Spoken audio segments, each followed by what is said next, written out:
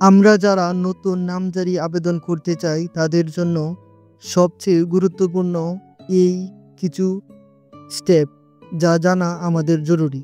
নামজারি করতে আবেদনকারীর পাসপোর্ট আকারের ছবি, জাতীয় পরিচয়পত্র বা নাগরিক সনদের ফটোকপি, জমির দলিল এবং সর্বশেষ হালসনের ভূমি উন্নয়ন কর পরিশোধের দাখিলা প্রয়োজন।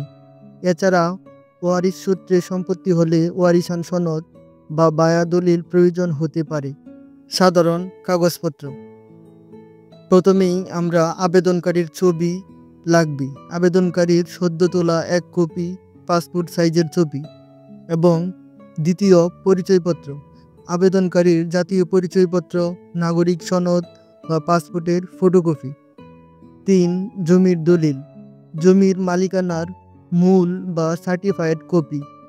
4 হালসনের ভূমি উন্নয়ন কর পরিশোধের দাখিলা, সর্বশেষ ভূমি উন্নয়ন কর বা খাজনা পরিশোধের প্রমাণপত্র। 5 খতিয়ানের কপি, SARS বা প্রযোজ্য খতিয়ানের কপি, ওয়ারিশ সূত্রে সম্পত্তি হলে অতিরিক্ত কাগজপত্র। 6 ওয়ারিশান সনদ, ইউনিয়ন পরিষদ চেয়ারম্যান কর্তৃক প্রদত্ত ওয়ারিশান সনদ। 7 বায়া দলিল, বায়া দলিলের কপি প্রয়োজন হতে পারে। 8 আপোষ বন্টনামা দলিল, ওয়ারিশগণ একত্রে বসে তৈরি করা আপোষ বন্টনামা দলিলের কপি, অন্যান্য প্রয়োজনীয় কাগজপত্র।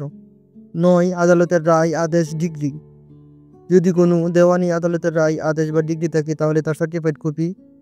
এবং চৌহদ্দি সহ কলমি নকশা, জমির চৌহদ্দি সহ একটি কলমি নকশা যা আবেদনকারী নিজের মতো করে তৈরি করা। হলফনামা, কোনো মনোনীত ব্যক্তি যদি শুনানিতে উপস্থিত থাকেন তাহলে তার ছবি সহ হলফনামার কপি। আসসালামু আলাইকুম।